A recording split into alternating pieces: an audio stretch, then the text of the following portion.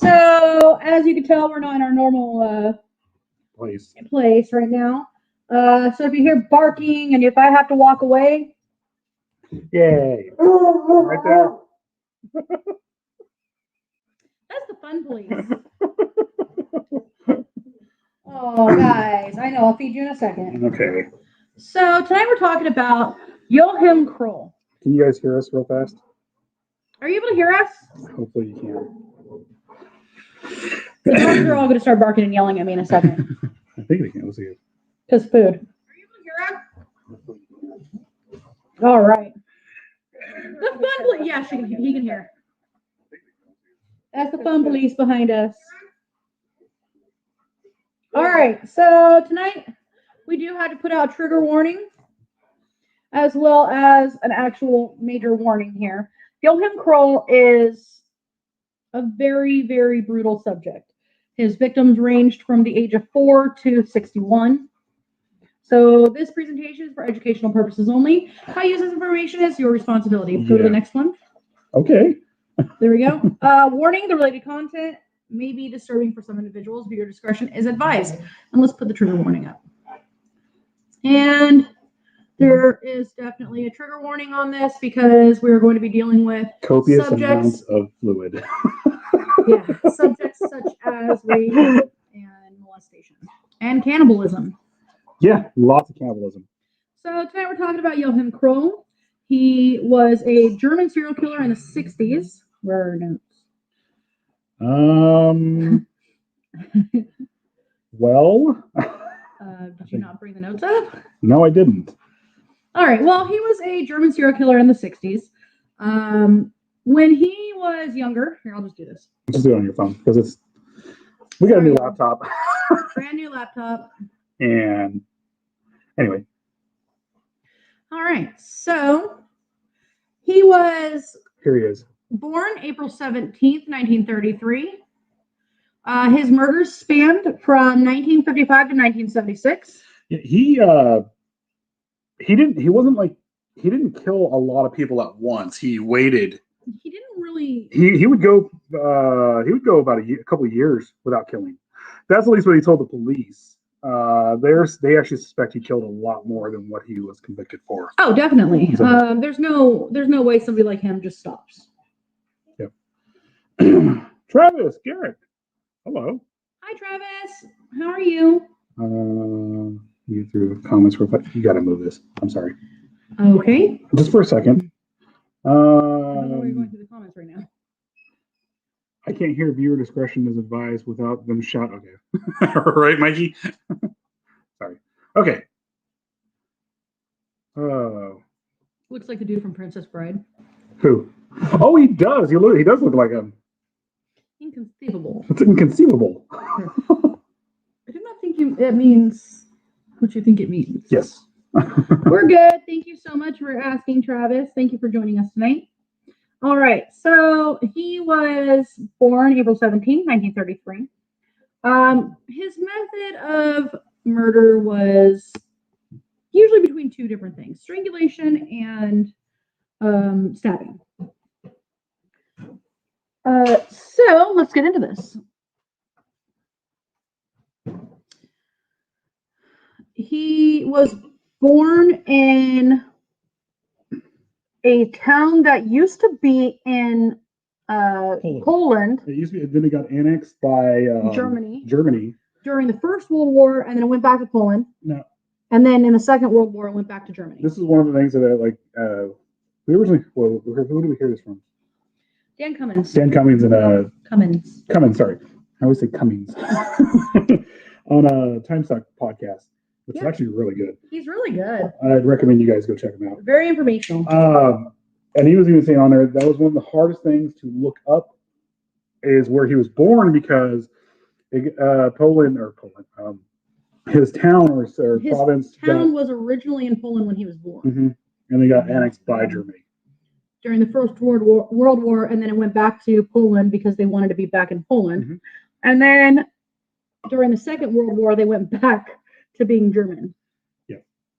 So. Well, there was a little issue that happened in World War II with Germany and Poland.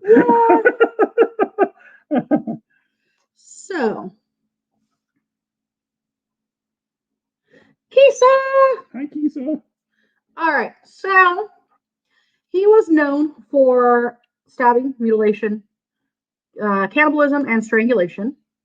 There were the corpses of 5 young women were found in small villages in West Germany, and each of them had been stabbed, raped, strangled, and mutilated as well. And the reason why this guy is so interesting is we're dog sitting right now. I'm house sitting. Is that so he had a very low IQ, a very, very low IQ.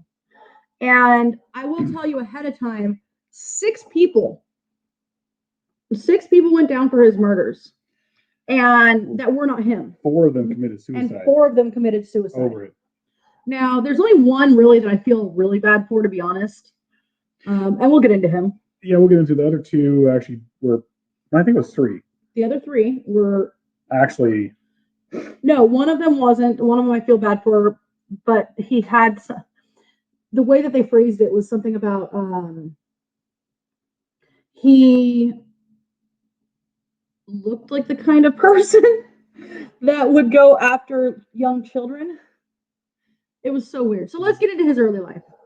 So when he was young, it's not even what I thought the notes were. When he was younger, he was profusely made fun of, both by his family and by the kids at school. He was actually drafted into the. Hold on. That's later. You're talking about the Hitler Youth? Yeah, we're getting into his childhood. But hold on. I'm talking about earlier childhood. Mm-hmm. So when he was younger, he was made fun of by his siblings. He was one of 6 children. And he was made fun of profusely by his siblings. He was talked down to and made fun of by his father.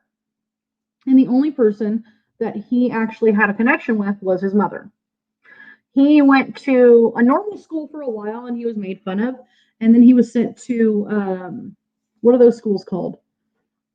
I don't know what they call them. Those just continuation schools. No, not continuation. The special ed schools. I have no idea. Well, he went to a special needs school, and even there, he was made fun of. So basically, he was the outcast of the outcasts. When his mother died, do you want to do that? Yeah, we have the crimes at least, so we can at least go through the early life. Sorry, we're getting some stuff from Wikipedia right now. Yeah, my notes are just weird. Yeah. Yeah. So World War II. So keep going. So, here we go. He had an IQ of 76, by the way. Yeah. He was. Didn't Forrest Gump have an IQ of 80? 81. So he was legally. Yes, which they tried to use in his case. But he knew enough that he was doing wrong, and they were able to prove that. Well, yeah, the fact that he would hide. Actually, he never even took care to hide bodies. No, he stalked people though. Yeah, and he did hide himself. If he knew that he was about to get caught, he ran. So, the location that he was born in is now Hindenburg, but it used to be Zabrze. I can't say that right. Yeah, that's actually that is how it's pronounced. And this is, I'm sorry, he had 8, he was one of 8 children. Mm-hmm. And he had poor education. He didn't really, he only went to grade 3. At the time, I don't even think it mattered because they basically they would pull him out and you could either go to school or you just go work, even at that age. Yeah. You know. And Mikey, yeah, no, I agree. At one point, and even Dan Cummins said this, at one point when I was researching this guy, I did wonder if I was going to kind of feel bad for him, but not at all. Not at all. I don't feel bad for him one bit. He knew what he was doing, everything what he was doing. He knew how he wanted to do things, and he knew pretty much all of that from the start. Oh, yeah. So he started killing pretty young, actually. I want to say his first murder was when he was 21, and that's around the time his mom died. Well, no, where's his crime? He began killing in 1955 after his mother died, right? So around 1960, Kroll went to Duesenberg? Duesenberg. Duesenberg, there you go. And found work as a toilet attendant. That's a little further. Well, that's Yeah. Oh, afterwards he worked for for Tyson. Manzaman, and then he after that worked for Tyson Industries, and moved to Freudenstrauss. Freudenstrauss at 24, Lahr, a district of Duesenberg. At the time, he resumed killing people. Well, one of the things that I wanted to mention here was earlier on. So he lived on a farm, right?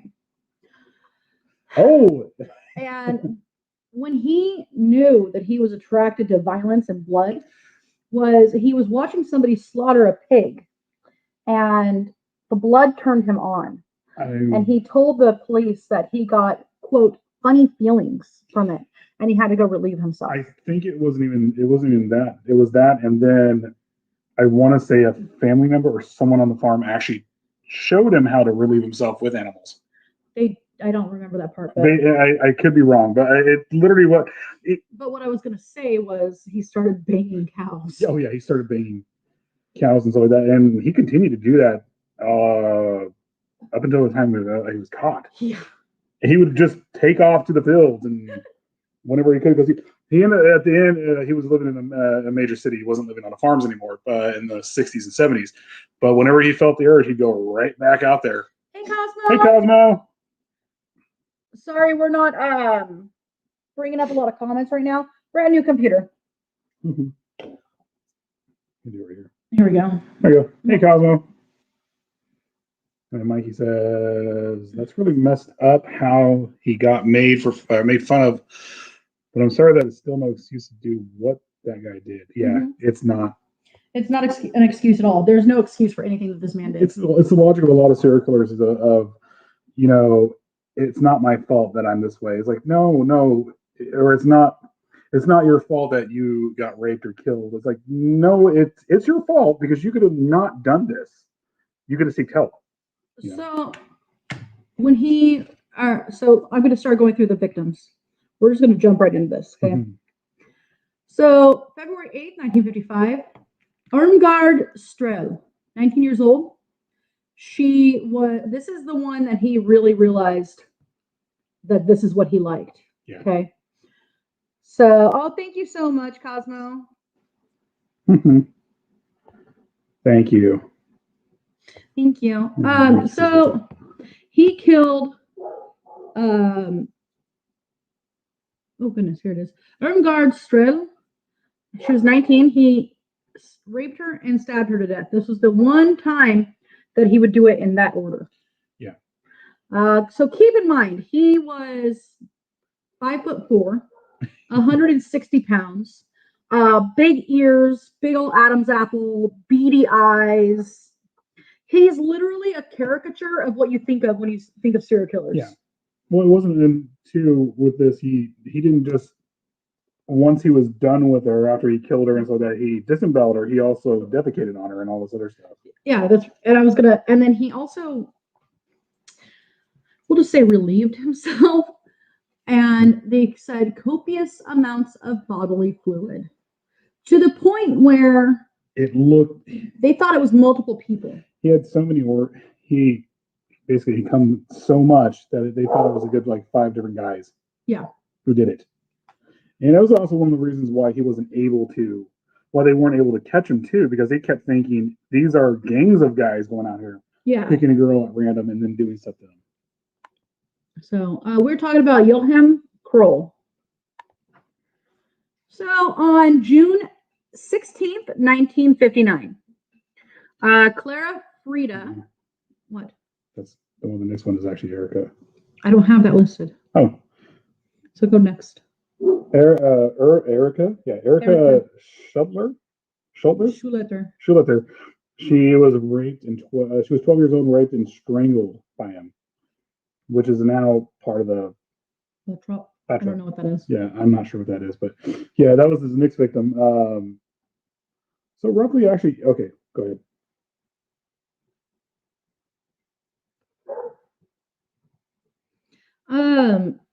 That's a weird name for a man. It's sort of common in Germany, honestly, but yeah.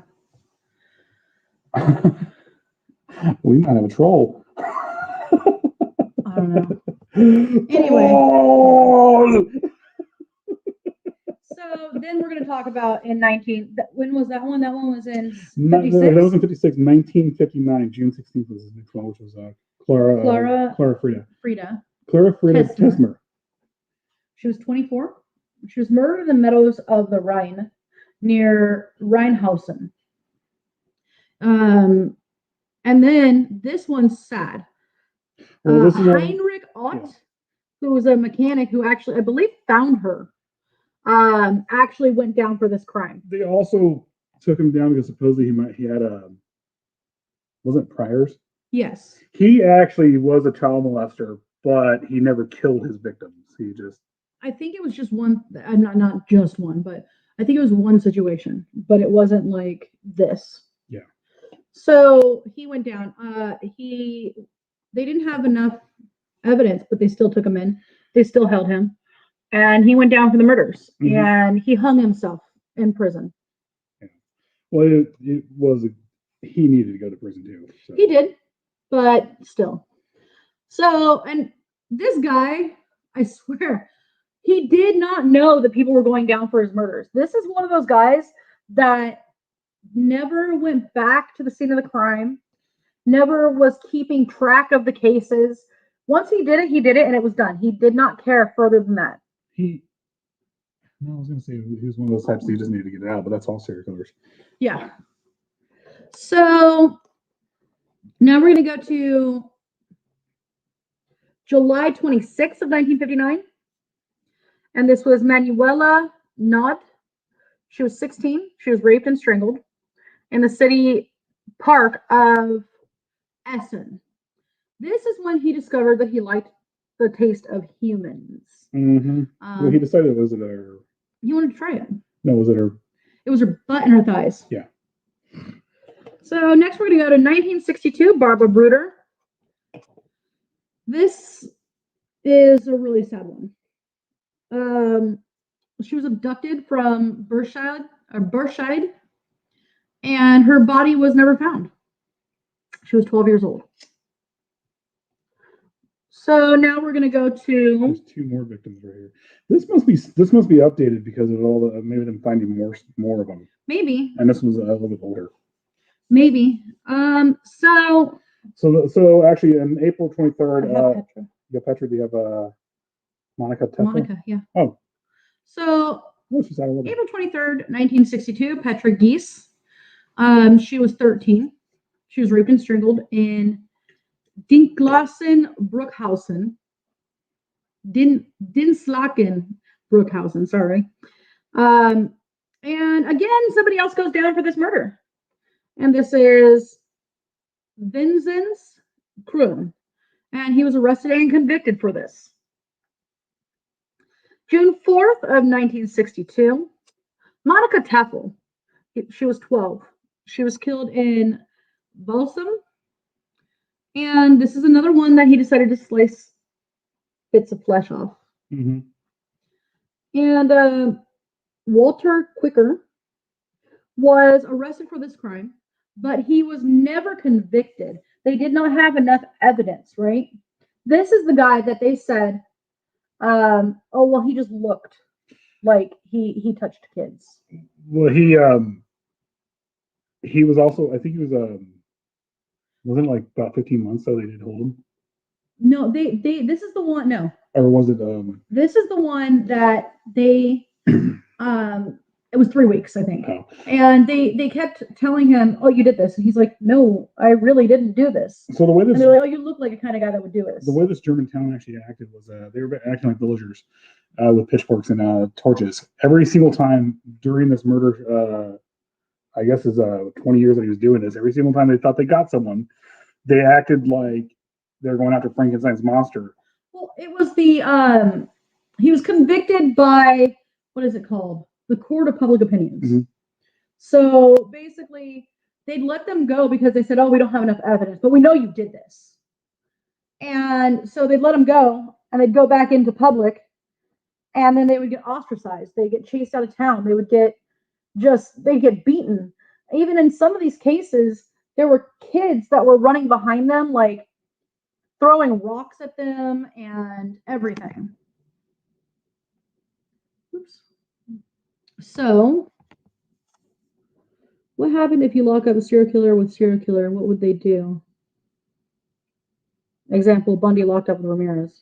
I think they just bragged to each other, to be honest. Especially those two. So, let's go to...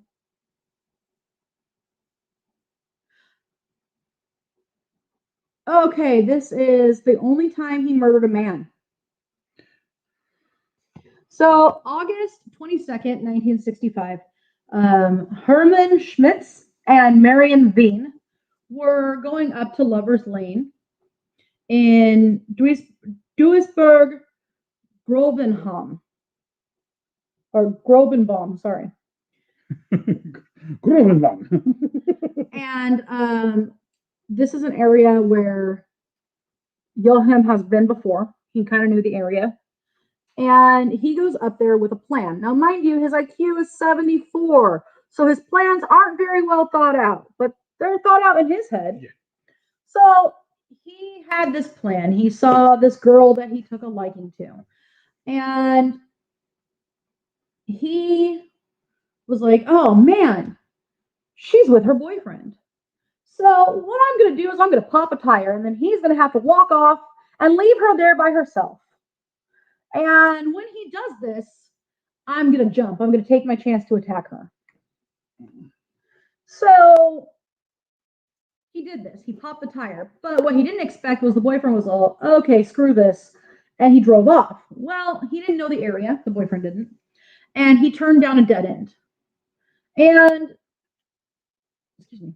And so when he turned down the dead end and he turned around to leave, there's Joachim standing in the middle of the road. Well, Joachim is this scrawny little beady-eyed guy that seems very unbecoming. He's basically like, wasn't he a jock? I can't remember. Something like that. Yeah, he was a good-looking guy, and they basically blamed. Oh wait, did you get that far? No. No. Okay, go ahead. Sorry. He was basically a jock. He was a well-built man, and he gets out of the car and goes, "Are you okay? Do you need help?" And as he does this, Joachim stabs him and gets his heart immediately. His fiance said actually you could see them talking for a second, and then she saw the flash of the knife, the shine from the headlights of the knife, and then all of a sudden he staggered backwards. Yeah. And then he stabbed him multiple times at this point.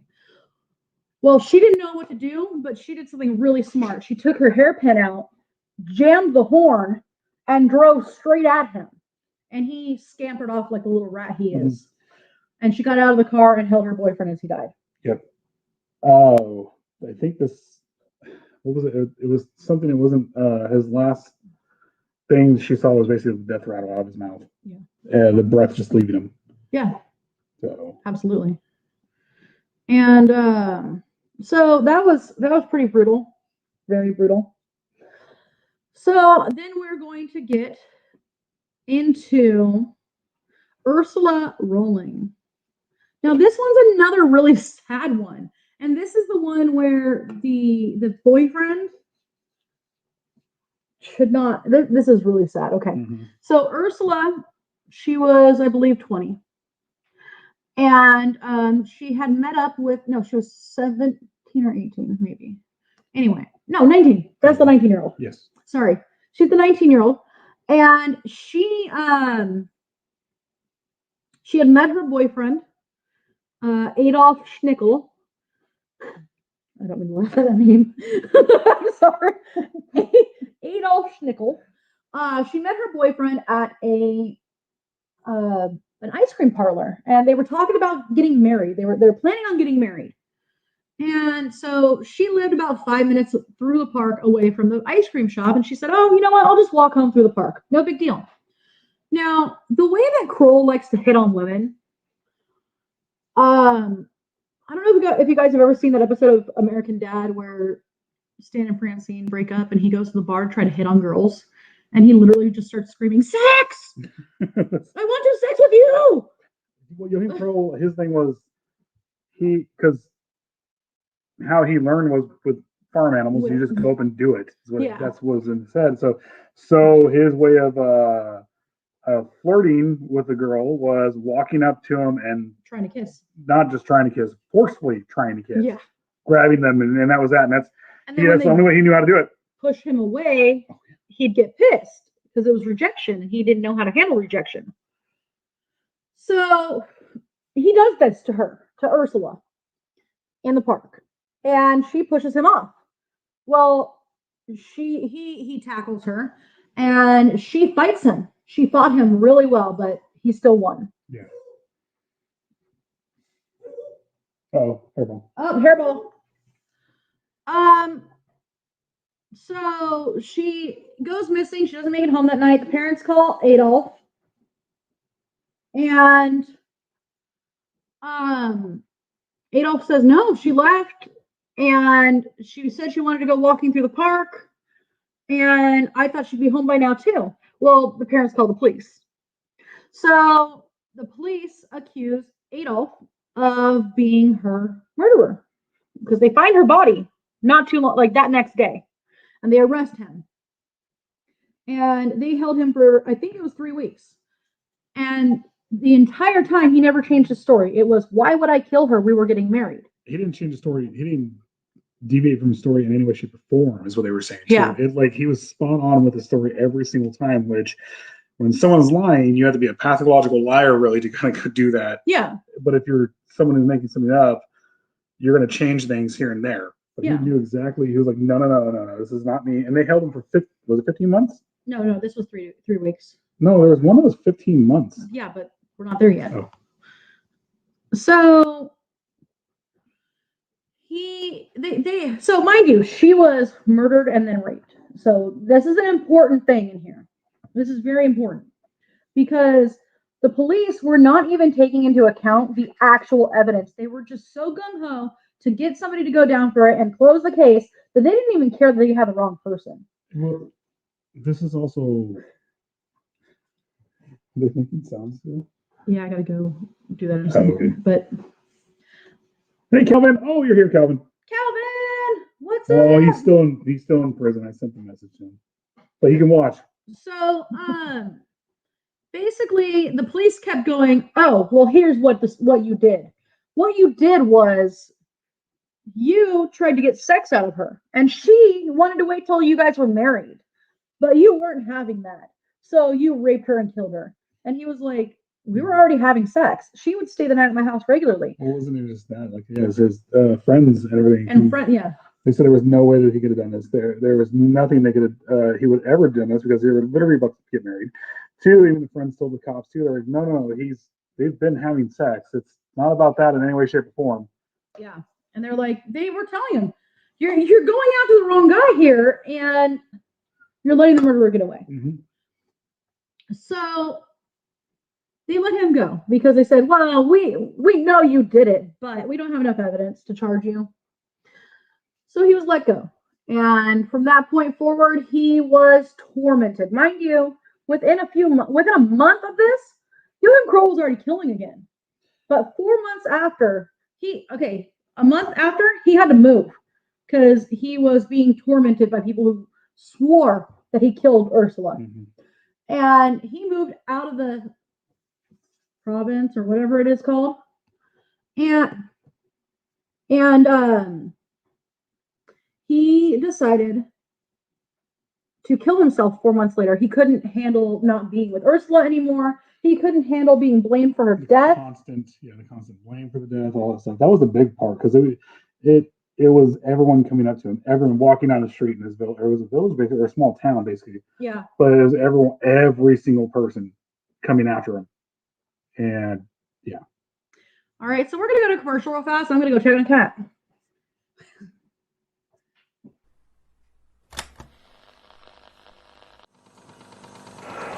This is Mikey from Out of the Ordinary, and you're watching PBDC TV.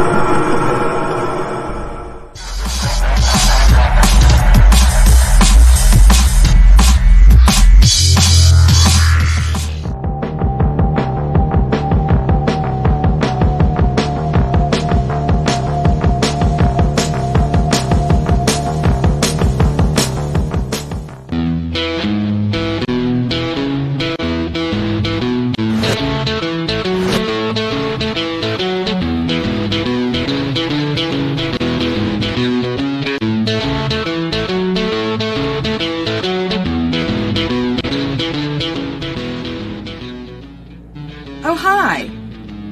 First thing in the morning, when I'm listening to music and getting a little bit of time for some creepy research, I'm always representing with my PBDC merch. What a better way to have a cup of coffee in the morning.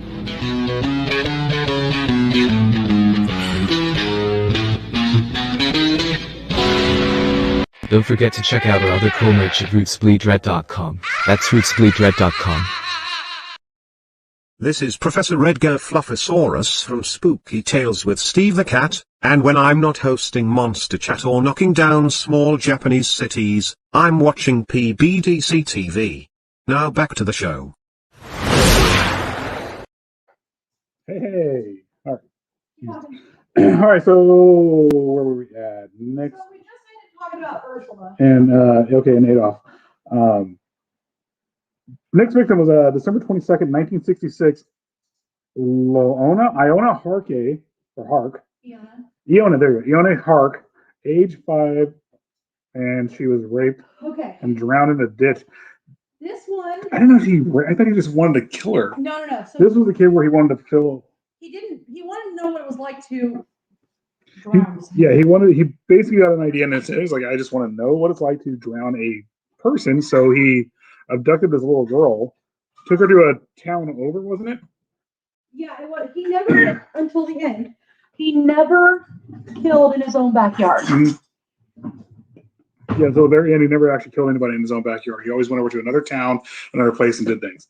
And this was no different. He took her from somewhere and took her to another place, and then that's where he drowned her at. Actually, I think it was in a rock quarry that they filled up and was using as a reservoir. The next victim, July. Corpse water. Ew, corpse water. Basically. The next victim was actually 3 years later. And this is actually, he had basically a slight berserk mode, but his berserk mode here is basically going from 1 month to 3 months away, and then another month, and then cooling down. Like, he had a major cool down periods.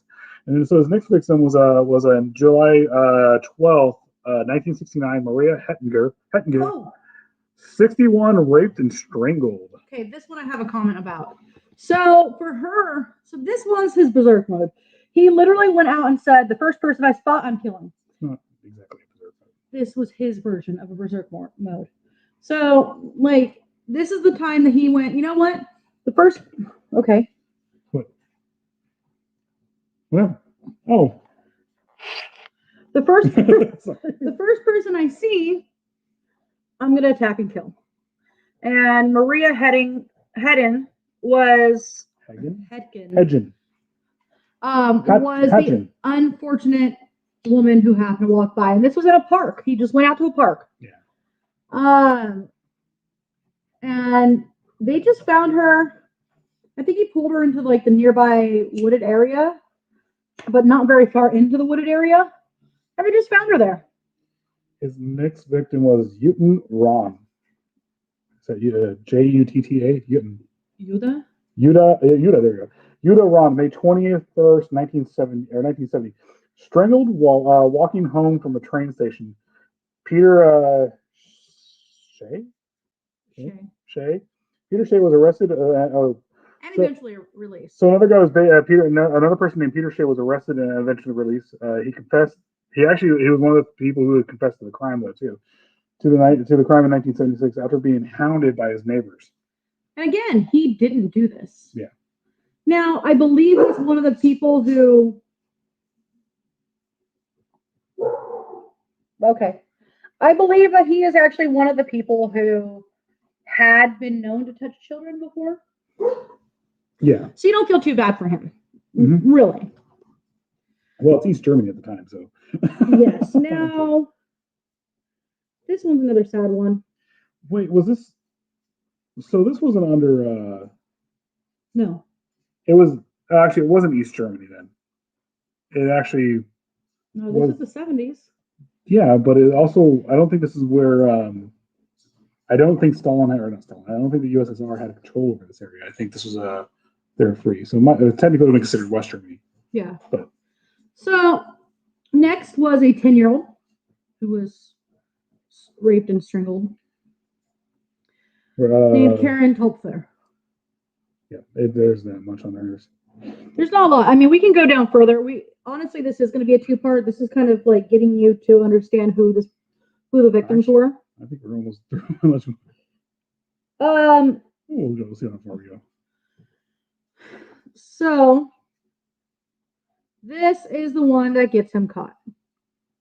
Oh, I wanted to make note. I don't see the name on here, but there was a 10-year-old girl who, oh no, 13-year-old, 10-year-old girl who he was one of the kids who he would give candy to. So he was well known around the area to give candy to kids. Everybody called him Uncle Joachim, and all the parents were like, "Oh, he's just a kindly guy who just would never, or just can't have kids. He wants kids of his own, but he can't because nobody wants to be with him." So, so yeah, no, it's totally normal for him to just be hanging out with our children. Well, there was also one of them that got away. I can't think of her name. That's what I'm talking about. Oh yeah, sorry. But what happened was that she ended up going. He took her out to. It almost was going to be. She almost did it. Did you talk about the mine? Or I haven't been there yet. Oh, sorry. I haven't got to that I thought part you were yet. done. So he actually grabbed her. Like I said, she was one of the kids that he had given candy to before, and grabbed her and took her out towards the mines. Now, mind you, the area that they lived in, it was a big mining community. In fact, his father was a miner. And and took her out there and started doing what he does, trying to rape and murder her. Actually, he started strangling her first. And then the horn blew for a shift change. And all these people started flooding out. And he panicked and ran. And she was unconscious at this point. And so he just thought she was dead. And ran. Ooh, stop. I didn't mean to. So then we're going to get into, and I guess we're going to do a trigger warning on this one. This is really bad. Okay, this one is really, really bad.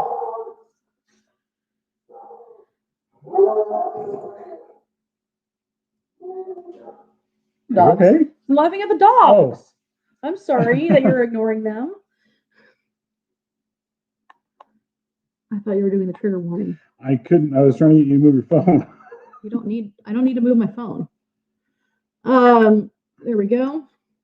So on July 3rd, 1976, Marion Ketter, age 4, was taken from her front yard. It was the front yard of their actual apartment complex. Their his building complex. Yeah. So one thing I want to mention here is Joachim, at this point in his life, had something wrong with the veins in his legs. We think it was something like varicose veins or something like that. But there was something wrong, and it was causing him to not be able to walk as easily as he used to. Yeah. And so I guess he decided to hunt at home.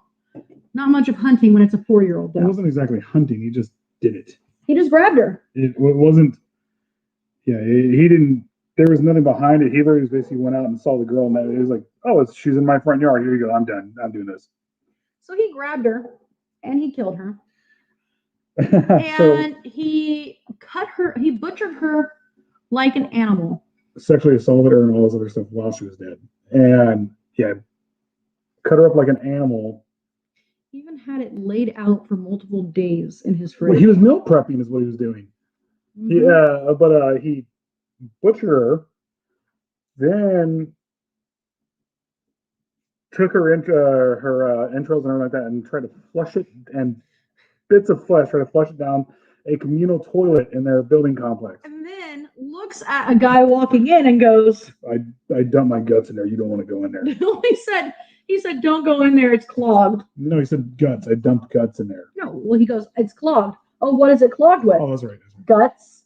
And the guy was like, okay, ha, ha, ha. Well, but he had a more sense of humor. JOACHIM KROLL actually made the joke, too, that he dumped his guts in there because he made the hand gesture and everything to grab his belly. Yeah. So he wasn't that clever. I don't think he did.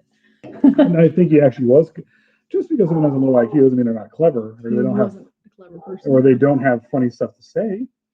Yeah, but still, he was not a clever person.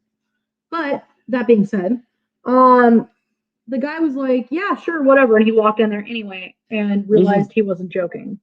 Blood all over the toilet, entrails coming out of the toilet, stuffed in the toilet, everything like that, along those lines. And obviously, he wasn't in his right mind. There was something else there. So, Anyway. So, look, man, we don't joke about this kind of shit when it comes to children. so Anyway, so this is why he was arrested, because the police were called in this one, and they went up there and they took the toilet out of the ground, basically, or off the floor, and dumped it out. that's the gross part about this. No, everything else was the gross part, but think about that. Just having to.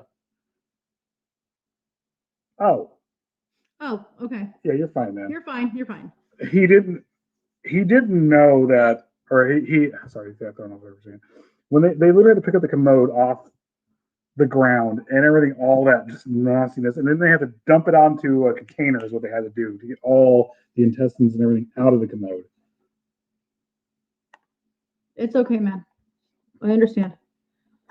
Hey, Kisa. Hi, Kisa. So, basically, they walked up to his house because the other tenant was like, oh, it was JOACHIM KROLL.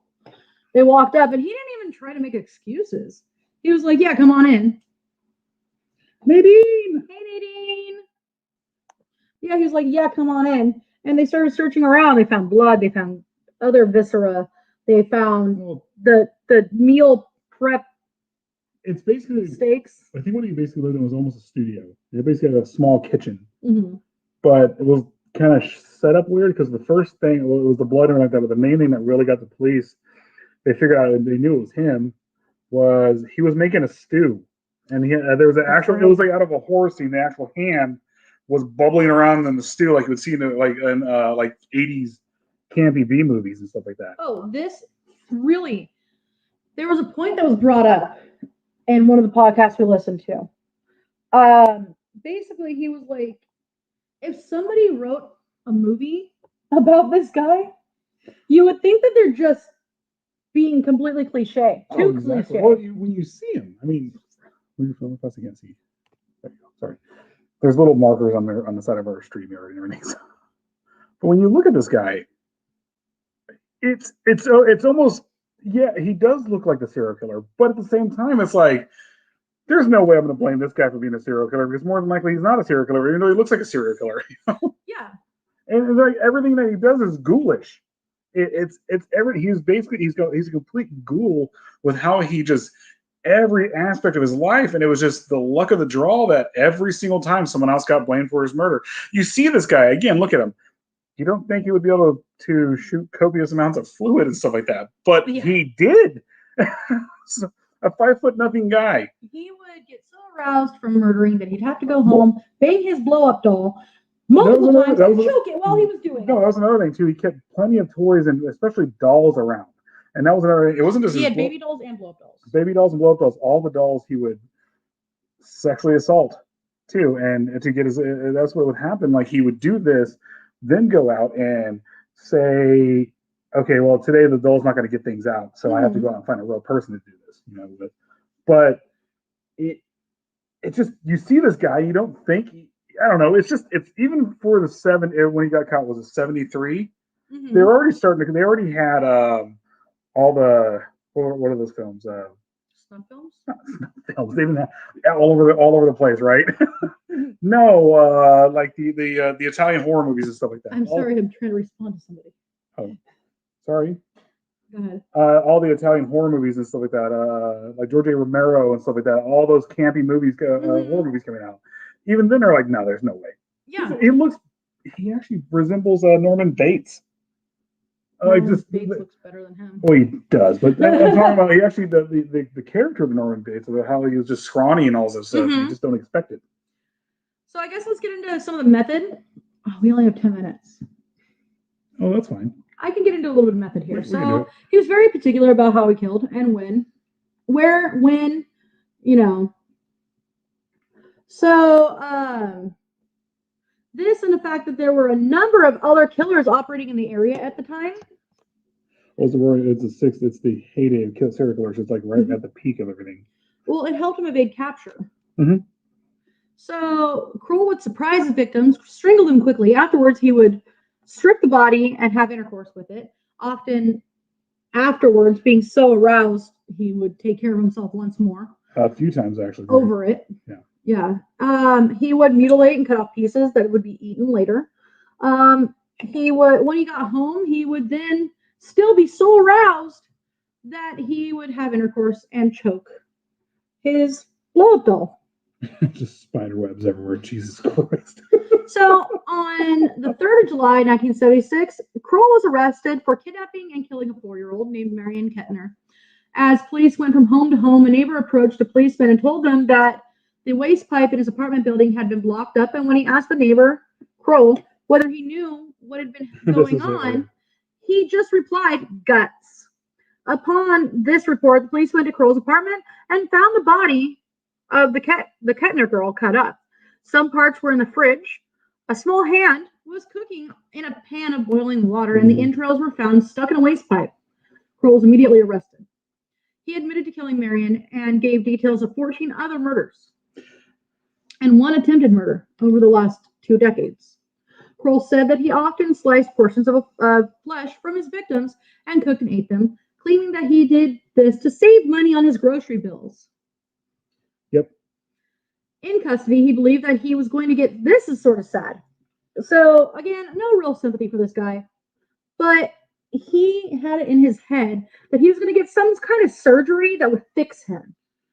Yeah, that's why he was so willing to give himself up, because he thought he was going to go into prison and they were going to fix him, and then they would just let him right back out to live in society. Yeah, he believed that he was simply going to get a simple operation to cure himself of his homicidal urges. Well, and then he'd be released. This is kind of the crazy thing. It's kind of Richard Chase here, because Richard Chase, he kept complaining about there was something wrong with his blood. That's why he was the vampire Sacramento, because he would drink blood. I get the heat. Joachim Kroll might have been. They just didn't have his test around when he was actually. That's another story too. When he was drafted into the Hitler Youth. Yeah, we forgot to go into that. We didn't go into that. He was actually going back a little bit into his childhood and stuff like that, where he was bullied and stuff like that. When he became of age, he was drafted into the Hitler Youth. Well, even the Hitler Youth basically said, "Now you got to go." Well, but it was mostly because it had nothing to do with like a psychological standpoint, because they're all psychopaths. All those Nazis and stuff like that were psychopaths. But his looks. It wasn't just his looks. He was scrawny, weak, and all that stuff. Low IQ, and they were like, no, you got to go. And then, true. Yeah. Sorry, I had to actually bring that one up. A lot of serial killers and mass murderers seem to have had head trauma as a child. With him, do you remember? No, it never actually said anything about head trauma with him. The lesions on the brain. Like William Bonin had William Bonin. I was actually Bonin. Sorry, keep the freeway. The I-5 killer, a strangler. Not John Bonin. No. He was active in like the 70s, and he was caught in 1980. But he had major impulse control because he had a lot of brain damage that was brought on. Frontal lobe damage by his father and his grandfather, who would regularly abuse him. Well, I mean, even Ramirez. God, how many times did he get hit in the head? Mm-hmm. He fell off things. It really makes you wonder too, like if they didn't have head trauma, would they just be the weird uncle? Yeah. Well, and then there's Bundy, who, when they autopsied his brain after he was dead, perfect. There was nothing wrong with him. So give me a second here. Basically, instead of getting that surgery, that's what we're saying. He was charged with 8 murders and 1 attempted murder. This was saying Richard Chase. It just completely. We went off a whole. You thought that he was going to get. Well, Richard Chase was. He thought there was something wrong with him, so that's why he was constantly trying to drink blood and even trying to infuse blood in him. Yeah. He knew there was something wrong with him, but he didn't know how to. He didn't understand it. In his head, it was bad blood. Yeah. Yes, you're right. But there are some killers and murderers who just do it for fun. Oh, for absolutely. Sure. And so, he was convicted of all these counts and given 9 consecutive life sentences. He actually died of a heart attack in prison in 1991. Yeah. He says, i.e., the Green River Killer. Yes. You need to join in more often, honestly. The Green River Killer, did we ever cover him? Yes, we did. I don't remember. We were up at the bar in Oh, we need to do that one again. Yeah, we do. Yeah. Actually, but what is his name? The Green River Killer. What's his name again? It's right there on the tip of my tongue. Gary Ridgway. Sorry. Did you put it up? Sorry. No, Oh no, I thought from last to first said Gary Ridgway. I was laughing at that. I was like, did I not see that? I wouldn't mind it to be truthful. Thank you, Gary Ridgway. Thank you. Yeah. You know what's funny is Ridgway was abused a lot.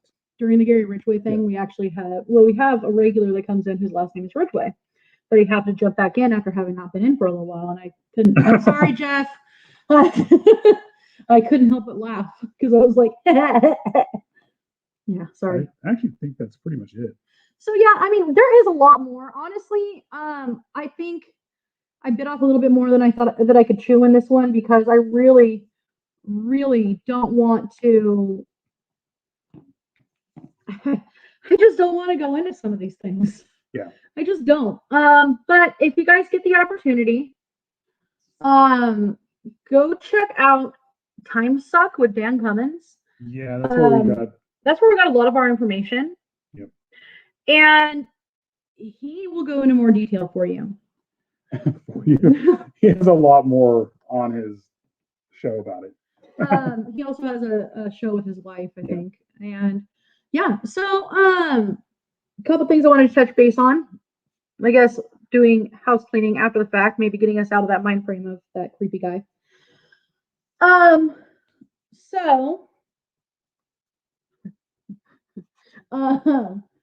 So keep in mind, or make sure to go over to psychobunnydc.com and vote for your favorite costumes. We actually have a contest going on for those of you who don't know what's going on. And we did submissions through the first 10 days of October, and the end of the contest is going to be the 24th, and we're going to be announcing it on the day that we interview the Monsters Is Real guys. Actually, we're not going to do that. Con Hexus and hopefully Odd Mother will be there for that. So, also, absolutely, looking into the darkness sometimes opens yourself to more fragility. So I do want to also mention that after us, Sharon S. is actually going to.